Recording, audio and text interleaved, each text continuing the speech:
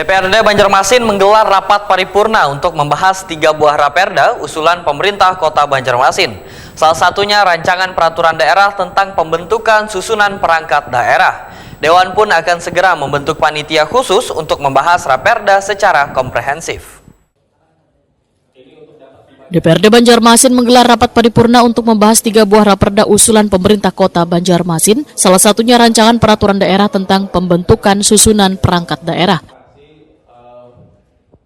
Rapat dipimpin Ketua DPRD Banjarmasin Rikfal Fahruri, didampingi para Wakil Ketua Hari Wijaya, Mathari, Wan Muhammad Isnaini, serta para anggota DPRD serta jajaran Satuan Kerja Perangkat Daerah di lingkungan pemerintah Kota Banjarmasin, besukan Jumat 4 Juli 2025. Ketua DPRD Banjarmasin Rikfal Fahruri Wahitakoni Prima TV memadahkan, Dewan akan segera membentuk panitia khusus untuk membahas raperda secara komprehensif.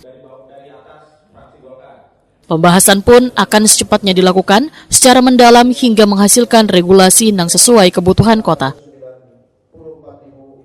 Politisi Partai Golkar ini pun menyatakan pentingnya kehadiran raperda ini sebagai bentuk penataan organisasi perangkat daerah yang lebih efisien dan efektif.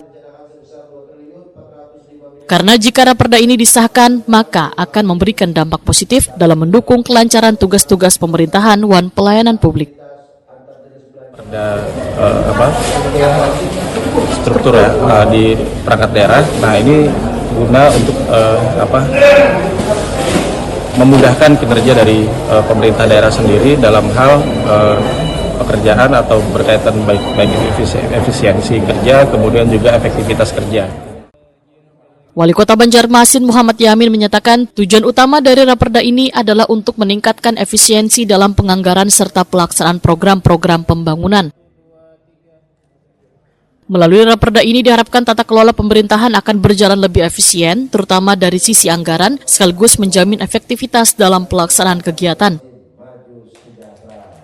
Menurut Muhammad Yamin, penataan ulang susunan perangkat daerah merupakan bagian dari reformasi birokrasi yang terus didorong pemerintah kota agar struktur organisasi lebih ramping, fleksibel, dan responsif terhadap kebutuhan warga.